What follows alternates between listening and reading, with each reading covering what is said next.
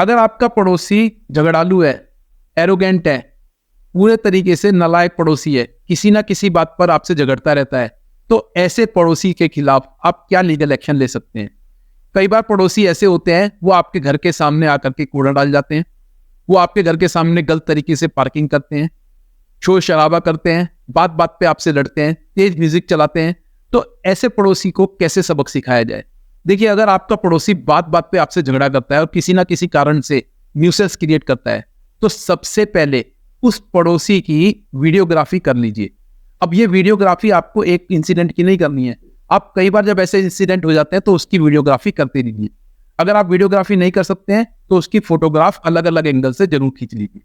अब आपको करना क्या है, ये वीडियोग्राफी और फोटोग्राफ को एनेक्स करके एक कंप्लेंट अपने लोकल पुलिस थाने में देनी है और लोकल पुलिस थाने में उसके द्वारा करी गई सारी हरकतों को पुलिस ऑफिशियल को बताना है।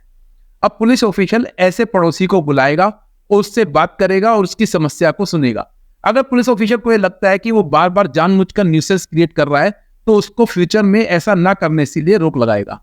अब अगर पुलिस की बात सुनने के बाद भी वो पड़ोसी नहीं मानता है, तो आप 100 नंबर पे फोन कीजिए, पुलिस आएगी, उसके खिलाफ सीआरपीसी के सेक्शन 107, 150 के अंतर्गत कार्यवाही बुक कर देगी।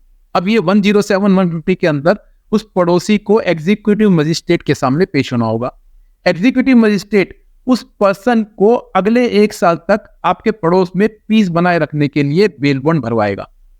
अब देखिए, एक तो ये तरीका है जहां पर आप पुलिस के पास जाकर के अपने पड़ोसी को सबक सिखा सकते हैं, लेकिन जनरली हमने देखा है कि पुलिस इस तरह की कंप्लेंट के ऊपर एक्शन नहीं लेती है, वो सुनती भी नहीं है आपकी बात। तो आप क्या कर सकते हैं, इस केस में आप अपने लोकल एरिया के एसडीएम के पास अप्रोच कीजिए और वहां पर सीआरपीसी के सेक्शन 133 के अंतर्गत कंप्लेंट दीजिए।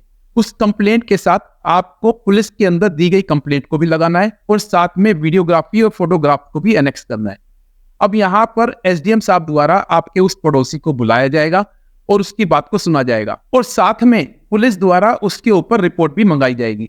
अब अगर एसडीएम साहब सेटिस्फाई होते हैं कि पड़ोसी आपके पड़ोस में न्यूसेंस क्रिएट कर रहा है, तो वहां पर एसडीएम साहब उसके खिलाफ रिस्ट्रेनमेंट के ऑर्डर पास कर देंगे और फ्यूचर में इस तरह की किसी भी हरकत को ना करने के लिए उसको वार्न कर देंगे।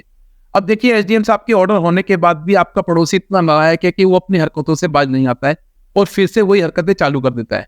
तो ऐसे में आपके पड़ोसी के खिलाफ आईपीसी के सेक्शन 291 के अंतर्गत एफआईआर हो सकती है, जहां पर उसको 6 महीने तक की सजा हो सकती है और जुर्माना भी भरना पड़ सकता है। अब दोस्तों, कई बार ऐसा होता है कि हम पुलिस कंप्लेंट और एसडीएम कंप्लेंट को ना ऑप्ट करके हम सीधा कोर्ट को अप्रोच करना चाहते हैं। तो ऐसी कंडीशन में आप सिविल कोर्ट के अंदर अप्रोच करके अपने पड़ोसी के खिलाफ इंजंक्शन सूट फाइल कर सकते हैं और वहां पर सिविल कोर्ट को आप बताएंगे किस तरीके से आपका पड़ोसी समय समय पर आपको हरास कर रहा है और वहां पर कोर्ट से गुहार लगाएंगे कि इसकी इन हरकतों को रोका जाए। अब सिविल कोर्ट ऐसे में सम्मन करके आपके पड़ोसी को बुलाएगी। अब जवाब आने के बाद अगर सिविल कोर्ट सेटिस्फाई होती है कि आपका पड़ोसी समय समय पर आपके साथ इस तरीके से न्यूसेंस क्रिएट कर रहा है, तो वहां पर सिविल कोर्ट उसके खिलाफ इंजंक्शन ऑर्डर पास करेगी और फ्यूचर में उसको ऐसा करने से रोक लगा देगी। तो दोस्तों, अगर आपका पड़ोसी भी किसी ना किसी कारणों से आपके खिलाफ इस तरीके की कार्रवाई करके आपको परेशान कर रहा है, तो इस तरह के लीगल ऑप्शंस को ऑप्ट करके आप उसको सबक सिखा सकते हैं। अगर आपका पड़ोसी भी आपको परेशान कर रहा है, तो अपनी स्टोरी कमेंट बॉक्स में जरूर शेयर कीजिए।